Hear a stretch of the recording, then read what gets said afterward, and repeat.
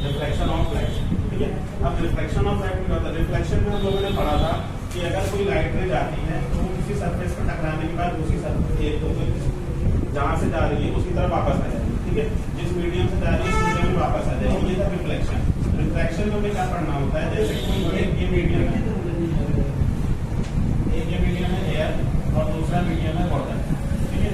जब ये लाइट रे किसी एक मीडियम से किसी दूसरे मीडियम में जाएगी, ये हो गया नॉर्मल हमारा, ठीक है, ये नॉर्मल। तो जब लाइट रे किसी एक मीडियम से किसी दूसरे मीडियम में जाती है, डेविएट हो जाती है, मुड़ जाती है, ठीक है। When light ray enters from a medium to another medium, it deviates from its path. अपने पाथ से थोड़ा सा मुड़ जाएगी वो, ठीक है। या तो वो नॉर्मल की तरफ बेंड करेगी या तो वो नॉर्मल से दूर बेंड करेगी, ठीक है। दोनों कंडीशन हो सकती है। अब कैसे बेंड करेगी? ठीक है, अगर यहाँ से एयर से वाटर में जा रही है तो वो नॉर्मल की तरफ बेंड करेगी, या फिर अगर वाटर से एयर में जाएगी तो वो नॉर्मल से दूर बेंड करेगी, ठीक है। हमें बस इतना समझना है कि जब कोई एक लाइट रे किसी एक मीडियम से किसी दूसरे मीडियम में जाए तो वो अपने पाथ से डेविएट हो जाएगी, ठीक। अब यहाँ पे देख रहे हैं कि डेविएट जो हो रही है तो नॉर्मल की तरफ कर जाएगी और नॉर्मल से दूर कर जाएगी, ठीक है। तो जब कोई लाइट रे किसी रेयर मीडियम से डेंस मीडियम में जाएगी, ठीक है, ऐसे कोई लाइट रे आ रही है, ठीक है, ये था यहाँ पे नॉर्मल, यहाँ पे है रेयर मीडियम और ये मीडियम है डेंस। जब कोई लाइट रे किसी रेयर मीडियम से किसी डेंस मीडियम में जाएगी, रेयर का मतलब यहाँ पे हम ले सकते हैं एयर है और एयर से लाइट जा रही है वाटर में, ठीक है, या फिर वाटर से ग्लास में, ठीक है, कहीं भी जा सकती है किसी रेयर मीडियम से डेंस मीडियम में। तो इसको जाना तो चाहिए था सीधे, लेकिन अपने पाथ में थोड़ा सा मुड़ जाएगी और इस तरफ सीधे नॉर्मल की तरफ बेंड हो, ठीक है, नॉर्मल की तरफ बेंड हो रही है जब रेयर मीडियम से डेंस मीडियम में आ रही है, ठीक है।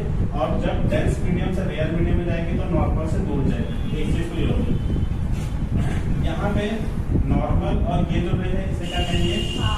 इंसिडेंस रे, इंसिडेंस रे। और ये कैसे रे है? रिफ्रैक्टेड रे,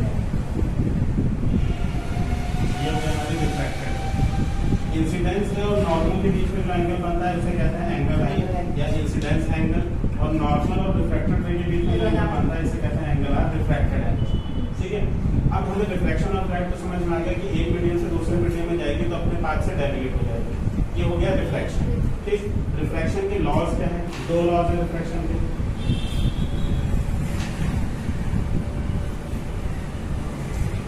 पहला क्या होता है? पहला लॉ तो ये हो जाएगा कि जो इंसिडेंस रे है, रिफ्रैक्टेड रे है और नॉर्मल तीनों एक ही सरफेस के एक ही पॉइंट पे होता है।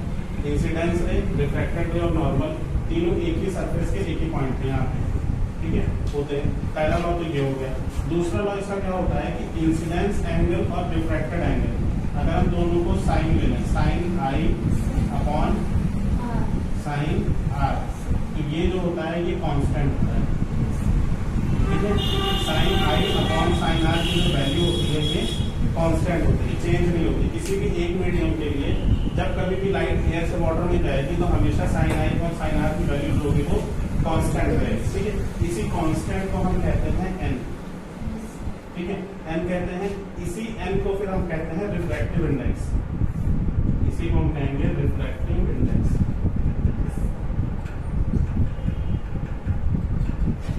ठीक है, रिफ्रैक्टिव इंडेक्स, ठीक है।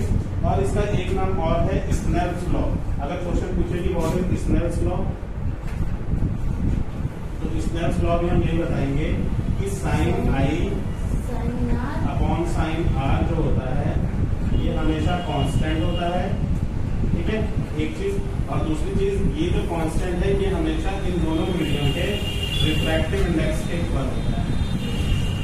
किससे इक्वल होता है? रिफ्रैक्टिव इंडेक्स के हमेशा इक्वल होगा sine i upon sine r, यही स्नेल्स लॉ होता है, ठीक है। तो ये तो एक चीज हो गई इसके बाद, ठीक है, दो लॉज हो गए।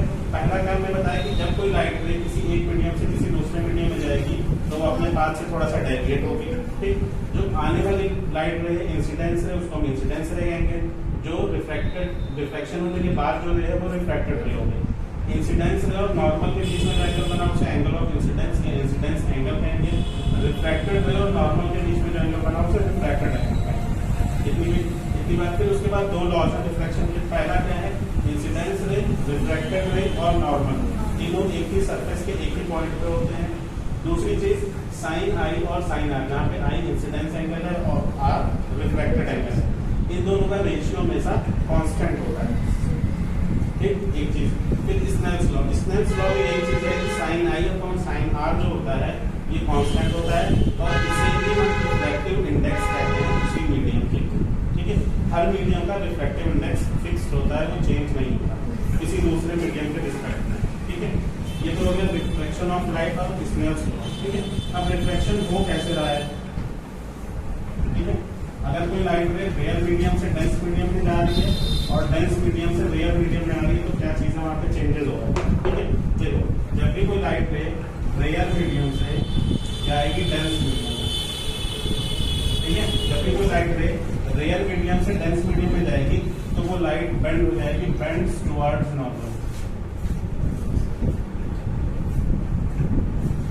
नॉर्मल की तरफ बेंड हो जाएगी, एक चीज। ठीक है, और जब भी कोई लाइट रे डेंस मीडियम से रेयर मीडियम में जाएगी, डेंस मीडियम से रेयर मीडियम में जाएगी तो अवे फ्रॉम द नॉर्मल,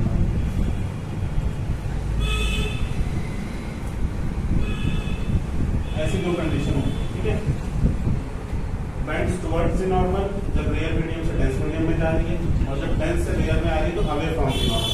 ठीक है, जैसे कि कोई मीडियम एक है, यहाँ पे हमने ले लिया एयर और यहाँ पे हम ले लेना है ग्लास।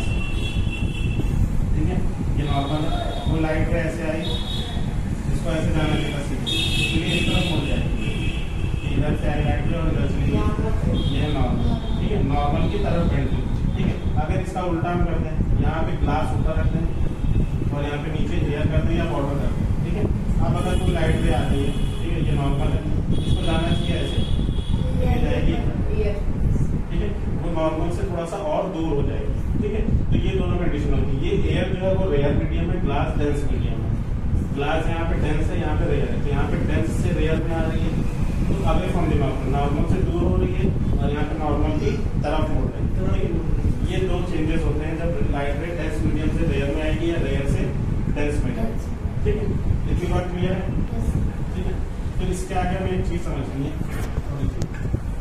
जैसे कोई लाइट रे जब रेयर मीडियम से डेंस मीडियम में जा रही है जाएगी, ठीक है,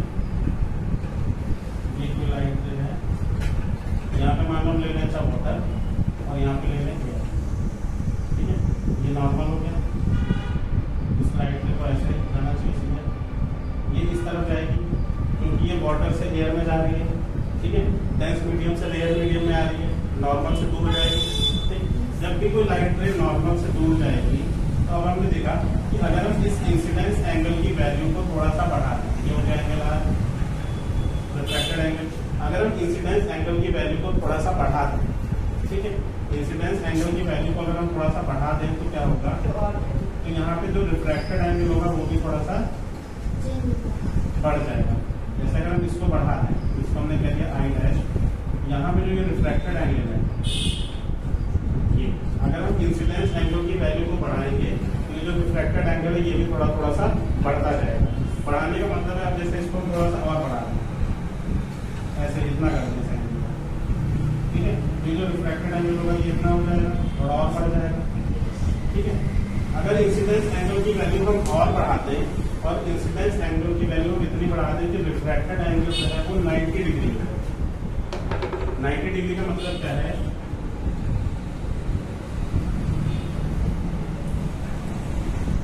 ये जो रिफ्रैक्टेड रे वो ऐसे जा रही है। ठीक है, देखो ये था इंसिडेंस एंगल आई यहाँ पे और ये जो रिफ्रैक्टेड एंगल बन रहा था ये 90 डिग्री है, ये हो गई वाली रिफ्रैक्टेड इधर जा रही है। ठीक है, इंसिडेंस एंगल हमने बढ़ाया और धीरे धीरे रिफ्रैक्टेड एंगल भी बढ़ता जा रहा है। इंसिडेंस एंगल को इतना बढ़ा दिया कि रिफ्रैक्टेड एंगल 90 डिग्री हो गया। ठीक है, तो ऐसा इंसिडेंस एंगल जिसके लिए रिफ्रैक्टेड एंगल 90 डिग्री होगा, इस इंसिडेंस एंगल को हम कहेंगे क्रिटिकल एंगल। हिंदी में इसे कहते हैं क्रांतिक कोण। हाँ, ठीक है, तो ऐसा इंसिडेंस एंगल जिसके लिए रिफ्रैक्टेड एंगल 90 डिग्री होगा उसे हम कहेंगे क्रिटिकल एंगल या हिंदी में क्रांतिक कोण। ठीक है। अब इसके बाद हमने क्या किया, इंसिडेंस एंगल की वैल्यू को थोड़ा सा और बढ़ा दें। इंसिडेंस एंगल की वैल्यू को क्रिटिकल एंगल से थोड़ा सा अगर और हम बढ़ाते हैं तो क्या होगा, ये लाइट रे ऐसे आएगी, ठीक है।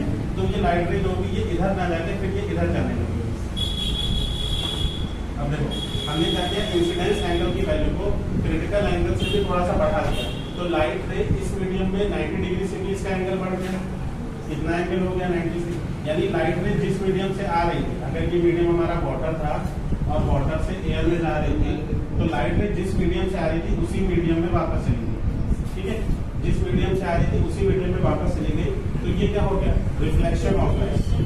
रिफ्लेक्शन ऑफ लाइट में हमने क्या पढ़ा है कि लाइट रे जिस मीडियम से आती है अगर उसी मीडियम में वापस चली गई तो उसे कहते हैं रिफ्लेक्शन ऑफ लाइट। तो लाइट रे यहाँ वाटर से आ रही थी और उसके बाद वाटर में वापस चली गई, तो ये तो रिफ्लेक्शन हो गया। और हम पढ़ क्या रहे हैं, रिफ्लेक्शन, ठीक है। तो ये जो रिफ्लेक्शन हुआ क्योंकि लाइट रे जिस मीडियम से आई थी उसी मीडियम में चली गई, इसको कहते हैं कंप्लीट इंटरनल रिफ्लेक्शन। क्या कहेंगे, internal reflection.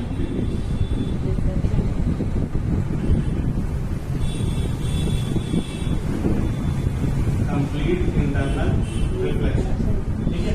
Complete internal reflection क्या है कि अगर हम इंसिडेंस एंगल की वैल्यू क्रिटिकल एंगल से बढ़ा दें तो रिफ्लेक्टेड रे की वैल्यू, एंगल होता है रिफ्लेक्टेड एंगल, वो 90 डिग्री से बढ़ जाएगा और रिफ्लेक्टेड रे जिस मीडियम से इंसिडेंस रे आ रही थी उसी मीडियम में वापस चली जाएगी। उसे हम क्या कहेंगे, complete internal reflection. Critical angle क्या होता है, क्रिटिकल एंगल वो इंसिडेंस एंगल है जिसके लिए रिफ्लेक्टेड एंगल की वैल्यू 90 डिग्री, क्रिटिकल एंगल, ठीक है। दो चीजें समझ में आ गई, क्रिटिकल एंगल और कंप्लीट इंटरनल रिफ्लेक्शन, ठीक है। ये रिफ्लेक्शन का ही पार्ट है, लेकिन रिफ्लेक्शन के स्पेशल कंडीशन। क्रिटिकल एंगल, हाँ, क्रिटिकल एंगल वो इंसिडेंस एंगल है जिसके लिए रिफ्लेक्टेड एंगल 90 डिग्री की वैल्यू बढ़ती जाएगी। एक चीज, इंसिडेंस एंगल की वैल्यू धीरे धीरे इतनी बढ़ा देनी है कि रिफ्लेक्टेड एंगल जो है वो 90 डिग्री, रिफ्लेक्टेड एंगल 90 डिग्री हो जाए। जिधर से आया गया नहीं, देखो ये इंसिडेंस रे है, ठीक है, और इसे ऐसे जाना चाहिए था, ये गई इधर, ठीक। अब इसको धीरे धीरे बढ़ाते जाएंगे, यहाँ से इसको थोड़ा सा ऐसे करते हैं तो ये इधर ना जाके थोड़ा सा और आगे जाएगी, ठीक। इसको थोड़ा सा और हम एंगल बढ़ा दें तो ये जाएगी और ये ऐसे जाने लगेगी 90 डिग्री, ठीक है, ये 90 डिग्री। तो ये जो इंसिडेंस एंगल यहाँ पे बनेगा इसे हम कहेंगे क्रिटिकल एंगल। इंसिडेंस एंगल जब यहाँ पे इतना बन जाए कि रिफ्लेक्टेड एंगल 90 डिग्री हो जाए तो उसे इस इंसिडेंस एंगल का नाम हो जाता है क्रिटिकल एंगल। ऐसा इंसिडेंस एंगल जिसके लिए रिफ्लेक्टेड एंगल 90 डिग्री है, इसे क्रिटिकल एंगल है, ठीक। अब इसकी वैल्यू थोड़ी सी और बढ़ा दें तो ये तो 90 बन ही रहा था, फिर 90 से इधर जाने लगे वापस इधर ऊपर निकल जाएगा। अगर इसको थोड़ा सा हम और बढ़ा दें यहाँ पे तो ये फिर इधर ना जाके फिर ये इधर वापस होगा तो 90 से ज्यादा हो जाएगा, 90 से ज्यादा हो जाएगा, रिफ्लेक्शन होने लगेगी। हाँ, रिफ्लेक्शन होने लगेगा, ठीक है। 90 से ज्यादा, चाहे 120, ये तो जरूरी नहीं 120, 90 से ज्यादा कितना भी होगा तो वो फिर से वापस उसी मीडियम में चला जाएगा और इसे कहेंगे कंप्लीट इंटरनल रिफ्लेक्शन, क्योंकि रिफ्लेक्शन में ही लाइट जिस मीडियम से आती है उसी मीडियम में वापस आएगी।